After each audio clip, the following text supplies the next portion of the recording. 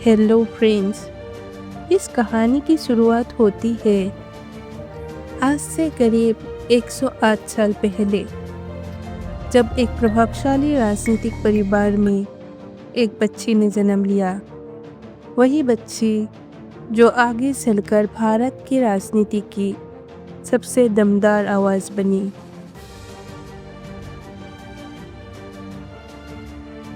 उस दौर में जब यूरोप और अमेरिका जैसे डेवलप्ड देशों में भी महिलाओं को राजनीति में अपनी जगह बनाने के लिए संघर्ष करना पड़ रहा था, तब भारत जैसे पुरुष प्रधान देश में एक महिला ने सत्ता की बागडोर संभाली और पूरी दुनिया को अपने नेतृत्व क्षमता से चौंका दिया।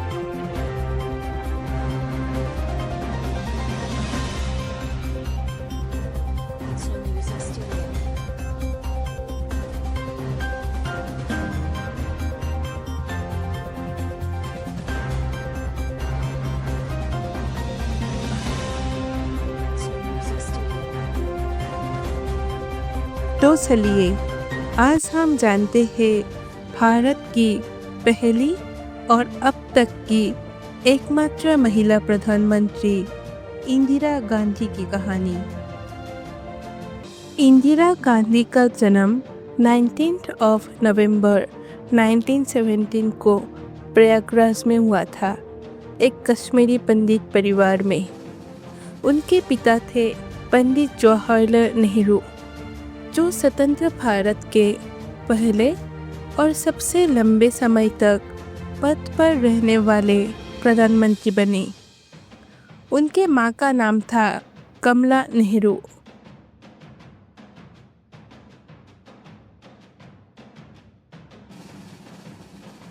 एक बच्ची के रूप में इंदिरा खुद को अक्सर अकेला महसूस करती थी।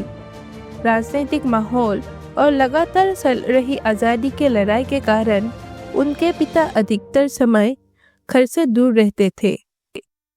उनकी माँ की तबीयत भी हमेशा खराब रहती थी, जिससे इंदिरा को भावनात्मक सहारा बहुत कम मिल पाया। और जब इंदिरा केवल 18 साल की थी, तभी उन्होंने अपनी माँ को खो दिया।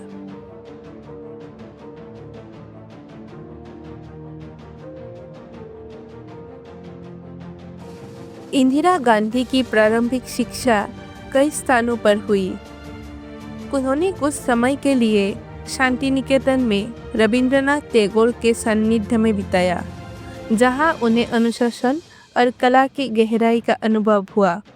बाद में वो इंग्लैंड चली गई, जहां उन्होंने ऑक्सफोर्ड यूनिवर्सिटी में पढ़ाई की।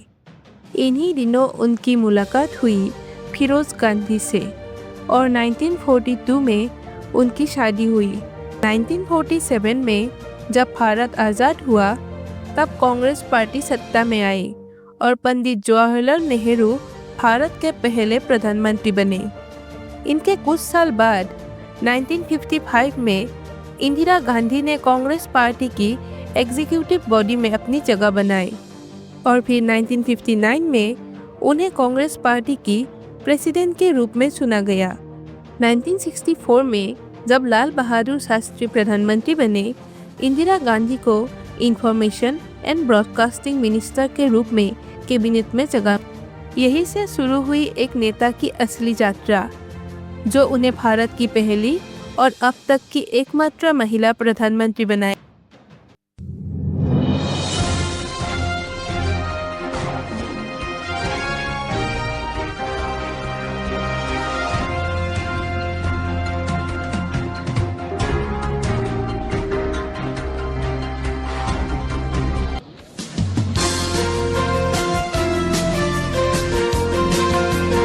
लाल बहादुर शास्त्री जी की मृत्यु के बाद जनवरी 1966 में इंदिरा गांधी भारत की प्रधानमंत्री। उनका पहला कार्यकाल उपलब्धियों से भरा हुआ था। गरीबी हटाओ का नारा, बैंकों का नेशनलाइजेशन, 1971 का भारत पाक युद्ध और उस युद्ध में भारत की बड़ी विजय, ये सब उनकी नेतृत्व क्षमता का शानदार उदाहरण बने। लेकिन उपलब्धियों के साथ साथ विवाद भी उनके कार्यकाल का हिस्सा रहे। 1975 में लगाया गया आपातकाल एक ऐसा निर्णय था जिसने देश की राजनीति को झकझोर दिया। इस फैसले के कारण उन्हें 1977 को चुनाव में हार का सामना करना पड़ा। फिर भी 1980 में इंदिरा गांधी एक बार फिर प्रधानमंत्री बनी।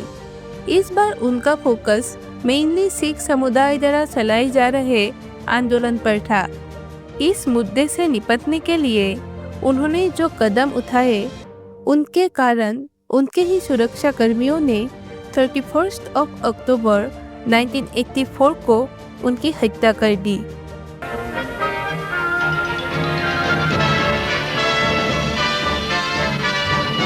Mrs. Gandhi is assassinated. Her son takes over. Good evening. Indira Gandhi, ruler of the world's largest democracy, died today, shot down by two of her own bodyguards. They were Sikhs taking revenge for the invasion of their temple in June.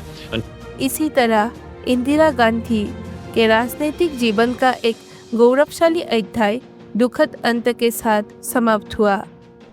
हालांकि इंदिरा गांधी का राजनीतिक जीवन कई महान उपलब्धियों से भरा हुआ था, फिर भी इससे जुड़े कुछ काले अध्यायों को हम नज़रअंदाज नहीं कर सकते। उदाहरण के तौर पर इमरजेंसी का दौर, जहां उन्होंने असंवैधानिक रूप से कई विपक्षी नेताओं को गिरफ्तार करवाया और आम भारतीय नागरिकों को उनके फंडामेंटल राइट्स से वंचित कर दिया गया। लेकिन यहाँ समझने वाली बात यह है कि राजनीति एक शक्ति का खेल है। सत्ता को बनाए रखने के लिए कई बार राजनेता ऐसे कदम उठाते हैं जो नैतिक रूप से सही नहीं होते। एक राजनेता हमें क्या दे सकता है, वो सिर्फ उनके एक अच्छे या बुरे फैसलों से नहीं, बल्कि उनके पूरे जीवन और संघर्ष से समझा जा सकता है। And in that sense Indira Gandhi give us a lot.